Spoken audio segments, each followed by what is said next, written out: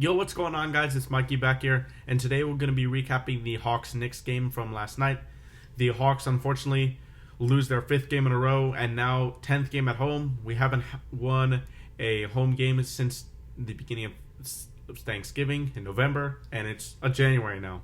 A long time there, and I mean, honestly, it wasn't about the lack of effort tonight, but it was about the Knicks playing well and the Hawks just not playing well enough to beat them, honestly.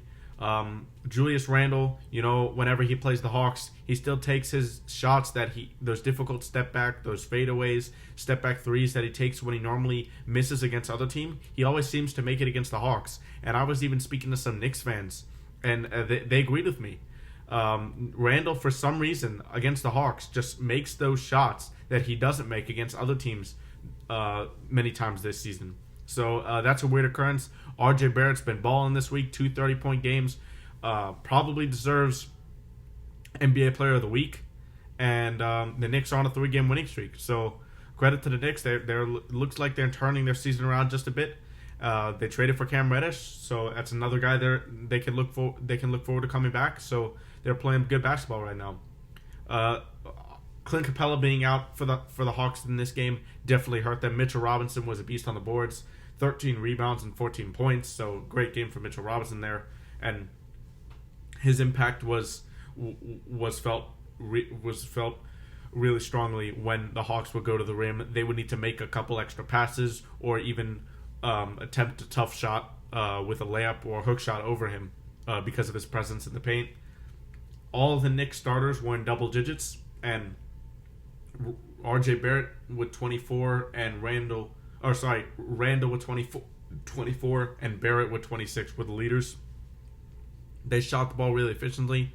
I didn't watch much of the first half. I caught the whole game in the second half, though. And Fournier starting to pick up his play. And, the Knicks are playing well.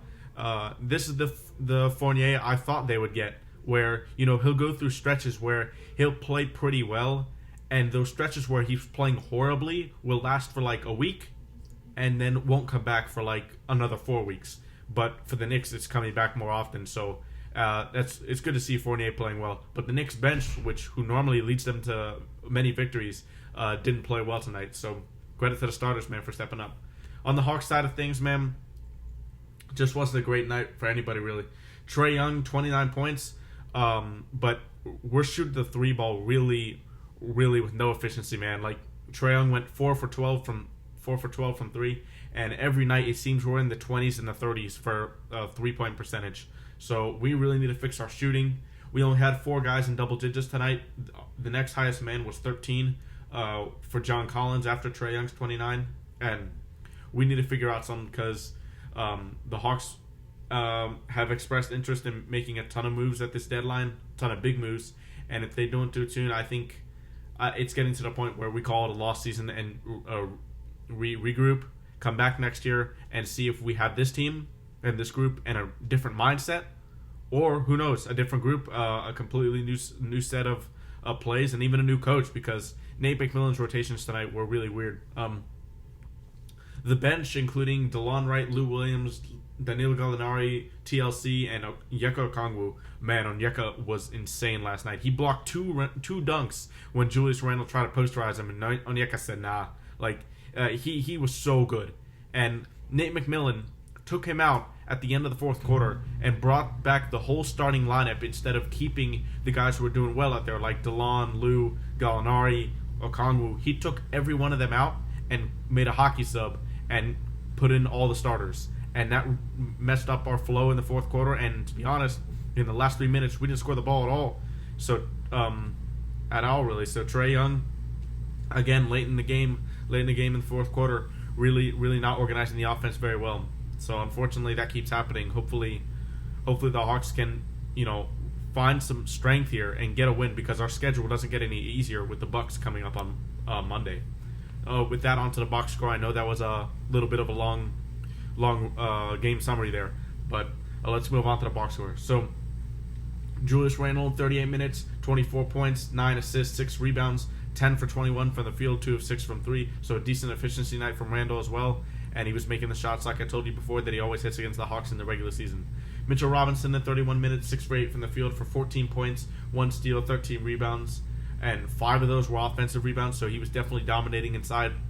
Alec Burks, 36 minutes, 17 points, 8 assists, 9 rebounds, 2 for 6 from 3, 4 for 8 from the field. And Alec Burks has been doing this his whole career. I'm a big fan of Alec Burks. Well, I've always been since his days with the Warriors, really. That's when I really started to notice how much of just a hooper he was. He can shoot, he can score, he can put the ball on the floor, and he can do a lot of stuff for this team. And I don't know where a lot of hate from him comes from Knicks fans, but I like Alec Burks. Evan Fournier, 32 minutes, 18 points, 1 assist, 2 rebounds, and 4 of 8 from 3, 7 of 13 from the field. So, like I said before, Evan Fournier is starting to pick up his play, and the Knicks can definitely use that for sure. R.J. Barrett, most minutes on the team, 41, with 26 points, 1 steal, 3 assists, 5 rebounds. He really claiming cuts down the stretch, hitting 2 big threes, 2 for 5 from there, and 8 for 20 from the field. But Barrett's really coming into his own. Last 2-3 weeks, he's been playing really well, and like I said before, definitely deserves NBA Player of the Week with that 2 30-point games plus a big win against the Hawks and a good performance. Onto the Knicks bench, they really didn't do much at all. Obi Toppin played 11 minutes, didn't do anything.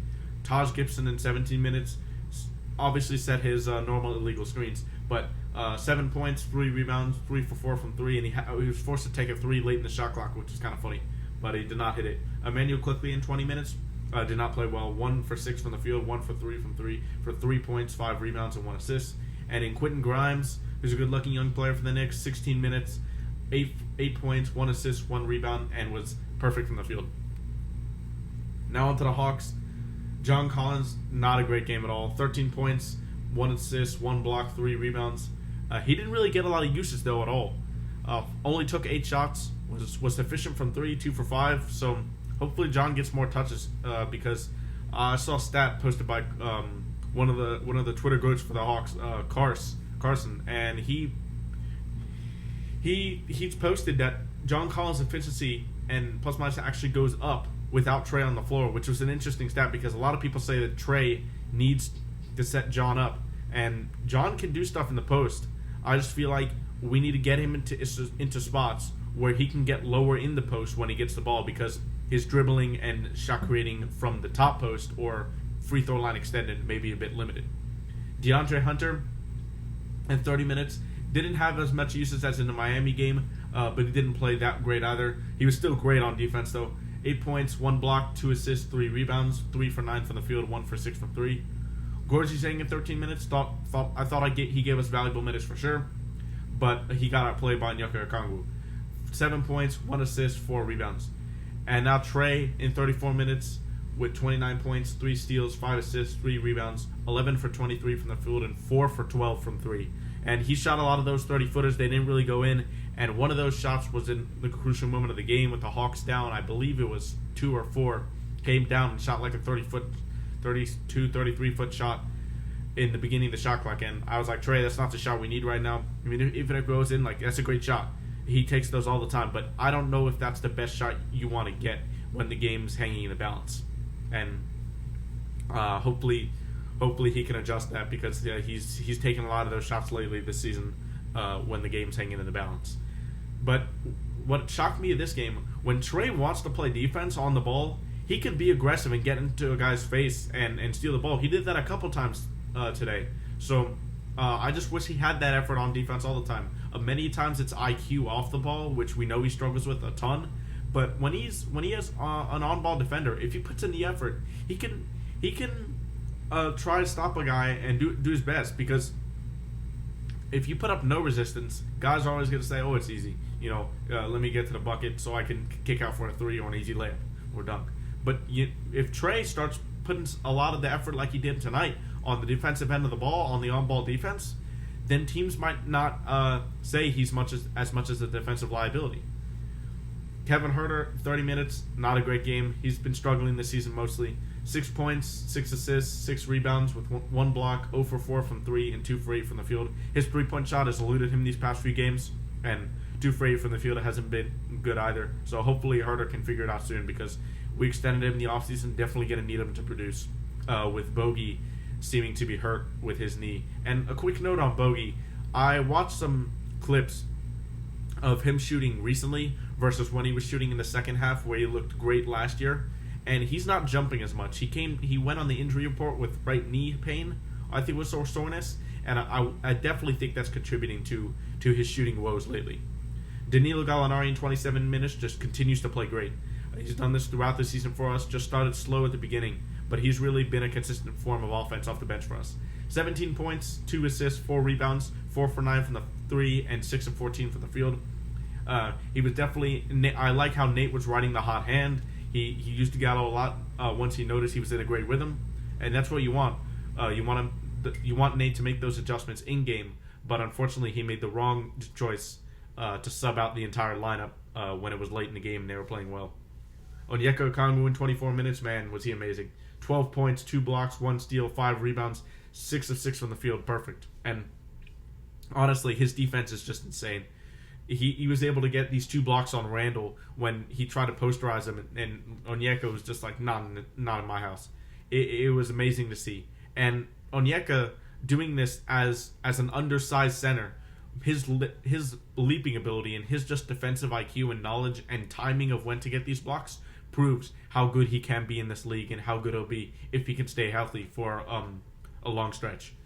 Lou Williams in 14 minutes. It was the first time he was in the rotation in quite a while, it seemed like. And he didn't play bad at all. He played pretty well. 7 points, 4 assists, 1 rebound. And he was the only Hawk in plus, in terms of plus-minus. He was the only Hawk in positive, which was +2.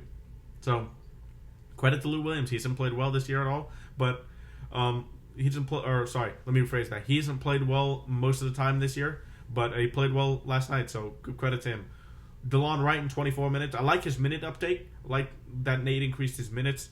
He was definitely everywhere on the defensive end in the fourth quarter, getting a lot of steals, a lot of deflections. He turned in with 4 points, 1 steal, 2 assists, and 1 rebound. He only took 2 shots, 1 for 1 from 3, but it didn't look like to me he was avoiding those open shots. And that's just what you want to see. You don't want him to be shy because he's a shooter. Timothé Luwawu-Cabarrot in 15 minutes with 5 points, 2 of 3 from the field, 1 of 2 from 3. So there's your nightly TLC stat line. But honestly, the Hawks, they've got to figure out something. This is mental now. It's gotten in their heads that they're having a bad season, and every night a couple things. I think Vince Carter said this on the broadcast. Every night when a couple things goes wrong in succession, the Hawks start hanging their heads. They need to keep their heads up and have that positive mentality, so that they can climb back out of those things that keep happening to them. And for the field goal percentages, the Hawks again 36% from 3, 50% from the field. The Knicks 50% from the field, 41% from 3, and the turnover battle was the same. So again, the Hawks aren't turning the ball over really that much. Or actually, the Hawks lost the turnover by 1, 9-8.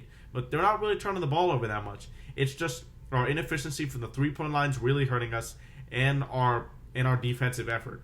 The effort was there for the most part tonight, but the Knicks played a great game, so credit to them.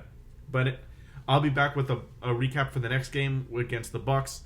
That'll be another really tough game for the Hawks. Hopefully they can climb out of this hole and get a win, not make it 6 in a row, because we're already 4.5 games out of the play and on a 5-game losing streak. We're 8-11 at home now, and after State Farm Arena was such a big advantage for us last year, it hasn't been that this year. So hopefully we can get back to our winning ways at State Farm Arena and get a win against the Bucks tomorrow.